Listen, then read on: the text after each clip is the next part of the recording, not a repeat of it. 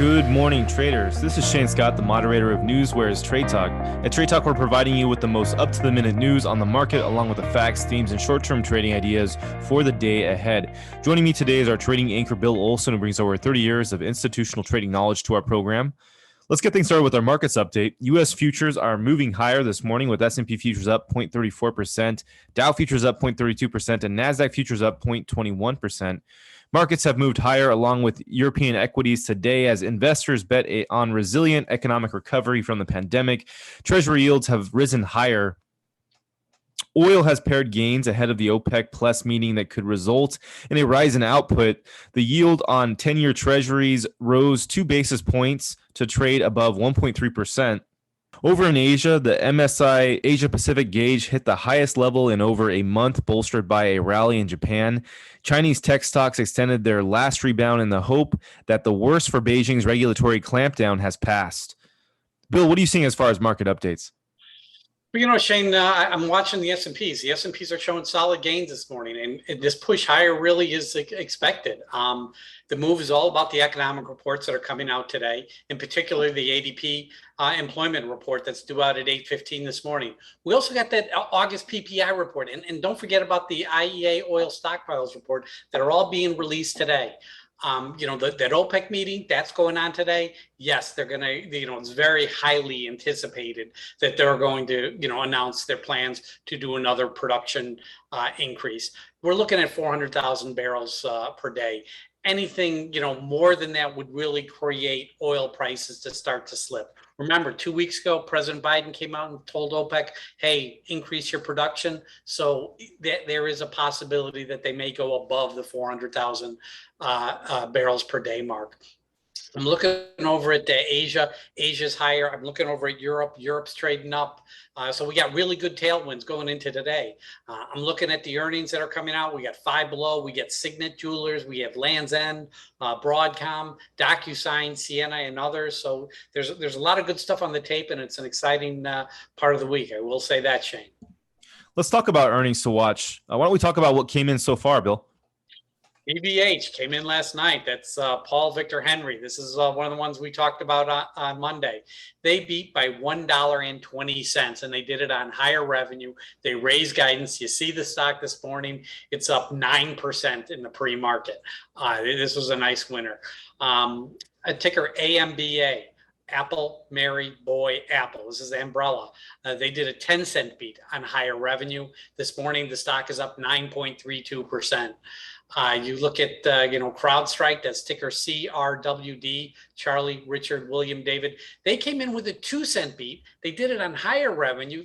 There was a slightly kind of raise on the guidance, I would say. The range was, a little tight though, and then you look at CrowdStrike this morning, it's down 3.2%.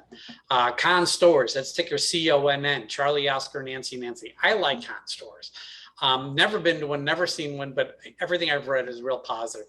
They came in with a 51-cent beat. They did it actually at lower revenue. The stock's up 10.5% this morning. You look over at, Campbell Soup, that's ticker CPB, Charlie, Paul, Boy. They beat by 7 cents. They did it on higher revenue. And guess what? The stock's up 1.2% this morning. So a lot of good earnings that have been released, Shane. How about upcoming earning announcements? Let's start off with one of the fan favorites, Five Below, ticker FIVE, Frank India, Victor Edward. We're looking for an EPS estimate of $1.11 here, and an expected move of 7%. C3AI, that's ticker AI, Apple India. We're expecting them to lose 0.32 cents. That's good. They're expected to have a 32-cent loss, but the stock is expected to move 15.4%. Symantec, that's ticker SMTC, Sam, Michael, Tom, Charlie. We're looking for an EPS estimate of 62 cents and expected move there of 7.5%. And then, tomorrow morning we have Sienna, ticker CIEN, Charlie, India, Edward, Nancy. Estimates there for 79 cents for them to come in 79 cents this quarter. The expected move there is 7.65%. Signet Jewelers, this is an interesting one. Ticker SIG, Sam, India, Grace. Signet Jewelers EPS estimate is $1.57. When they release look for a 13.25% move. Land's End, another clothing retailer, ticker LE, Larry Edward, they're expected to earn 43 cents this quarter, and the expected move there is 17%. Toro companies, they make lawnmowers, they make snowblowers. That's ticker TTC, Tom Charlie. We're looking for an EPS of 76 cents. That is the estimate, and it's an expected move of 4.4%. But that's what I have coming up, Shane. Let's go ahead and move into our economic reports. Bill, tell us what we're seeing for reports today.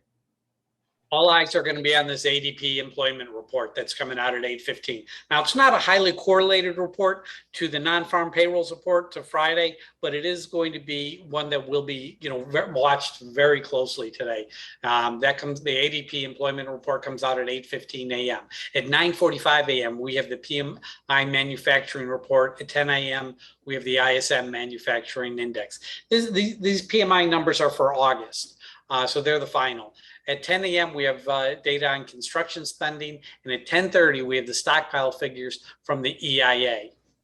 Also important to note, Raphael Bostic, president of the Atlanta Fed Bank, he's going to be speaking today at 12 noon. Moving into our morning's critical insights, starting things off with one on Moderna, ticker mRNA. Moderna's COVID-19 vaccine vials in Japan have included a contaminated case, which is the fourth such incident under a week. A vaccine lot was pulled on hold after several black particles were found in one of the vials before it was used. The vaccine's domestic distributor, Takeda, has collected the vial with the suspected contaminant. It was reported that over 3,700 people have already received shots from the same slot. Today, Takeda put a notice on its site advising medical staff to do a visual inspection of vials for discoloration or foreign materials before use, and noting rubber stopper material can mix into the vaccine on solutions on rare occasions during manufacturing. So that's not so good news for what's going on with Moderna. Elsewhere on the tape, SoCal Gas, ticker SRE, and Hyzon Motors, ticker HYZON, are meeting to partner on a hydrogen-powered fuel cell electric utility truck. So more to come on that. In other news, Synex, ticker SNX, and Tech Data have completed a merger to become TD Synex. The combined organization has named Rich Hume the new CEO. News on Intuit, ticker INTU. The company is in talks to acquire email marketing company MailChimp for $10 billion. There is still uncertainty as to whether the deal will be finalized, as there are other suitors interested as well.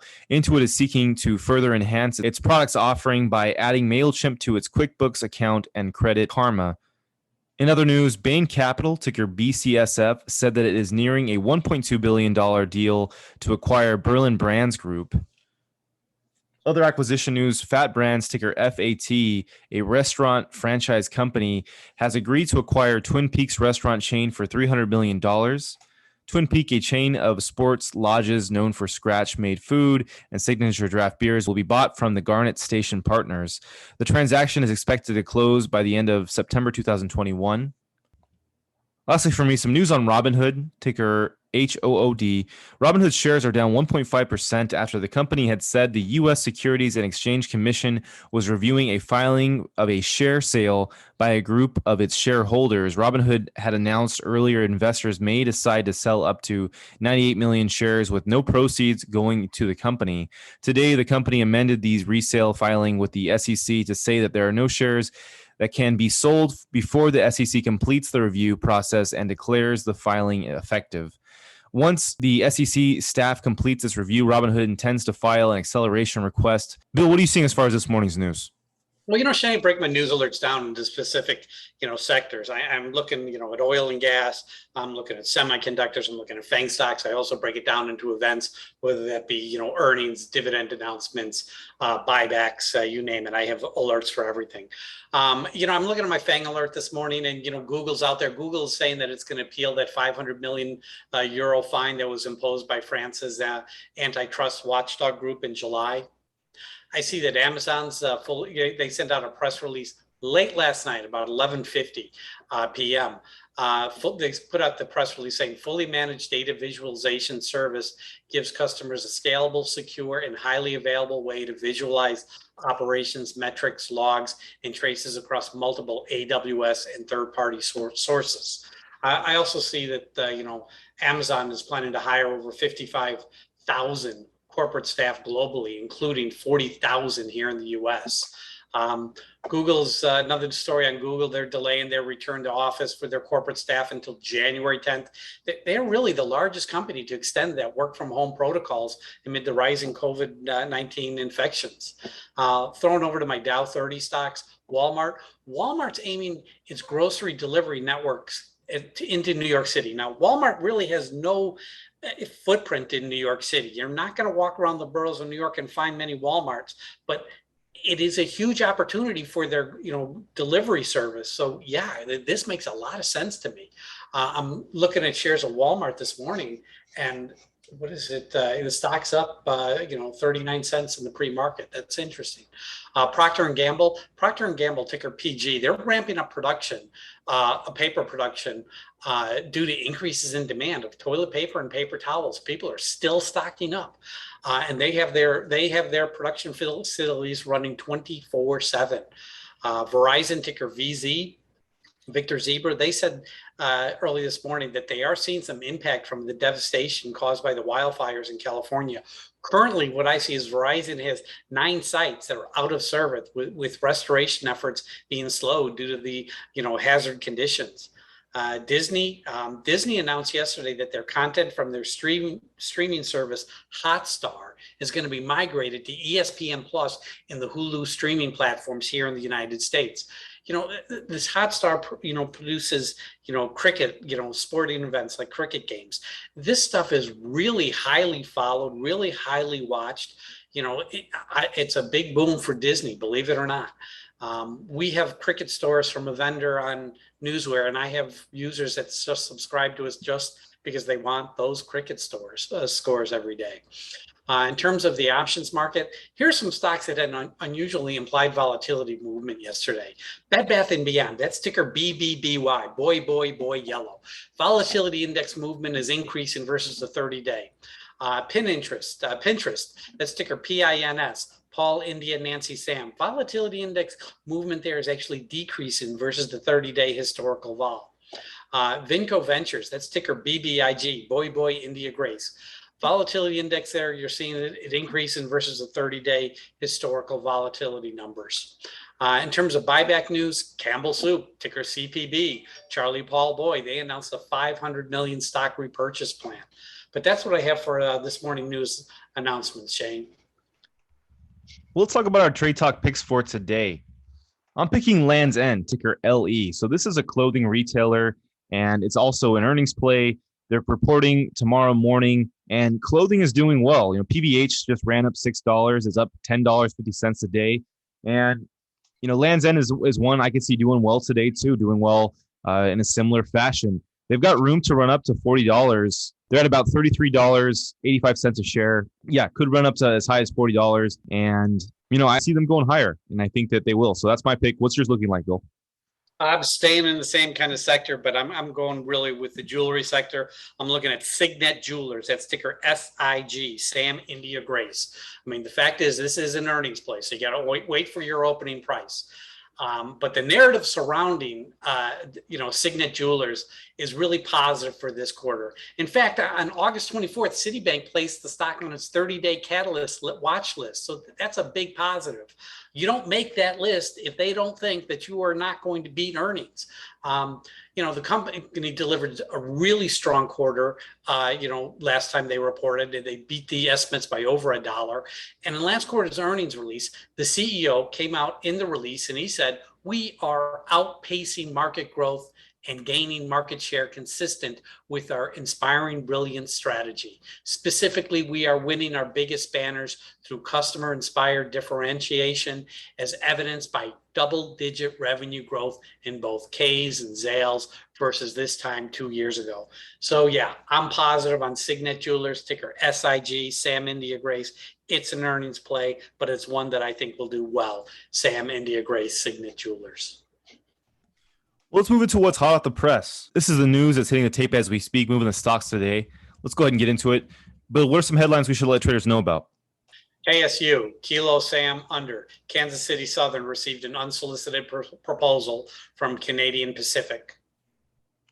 Here's one on HPE, HP Enterprise. That's ticker Henry Paul Edward. HP Enterprise wins a $2 billion Green Lake contract with National Security Agency. Meetin EdTech, ticker METX, has set to develop a blockchain and cryptocurrency business. Vera Bradley, VRA, Victor Richard Apple. Vera Bradley, CEO, reaffirms our four key growth drivers for the year 2022 with our strong first quarter performance. Here's some not so good news. Lucid Group, ticker LCID, shares are plunging 17.8% in pre-open trading as lockup expires. Generac, that's ticker GNRC. Grace, Nancy, Richard, Charlie. Generac expands storage portfolio with acquisition of off-grid energy. Johnson & Johnson, ticker JNJ, John, Nancy, John. Johnson & Johnson Janssen's unit gets an FDA okay of twice yearly Invega for adults with schizophrenia. Here's Stock Watch.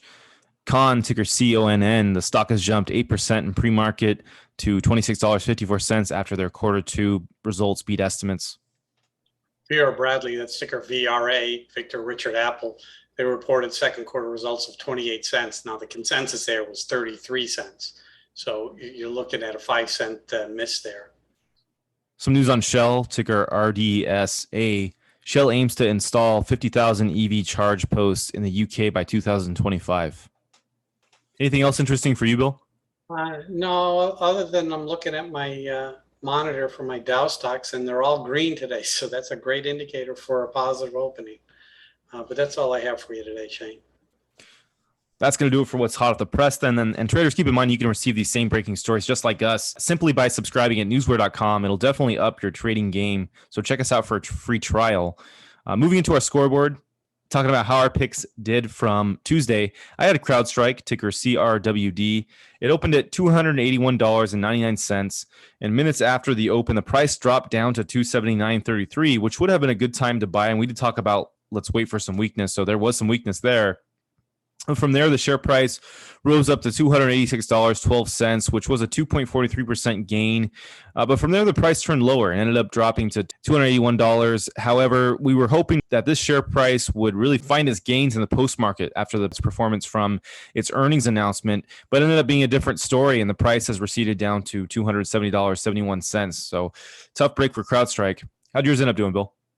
I did Boeing yesterday, ticker BA, boy Apple. Stock opened up at $217.33. And then it ran up to $221.32. It's a positive, net positive move of 1.84%.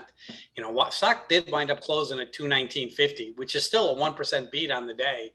You know, you look at shares of Boeing this morning, and they're up again, just like all the other Dow stocks. Boeing is up another 0.41%. So, yeah, shares of Boeing did really well yesterday. It was a good pick. Nice. Well, that's going to do it for us here at Trade Talk. But traders, you know what to do. Let's get out there. Let's make some green.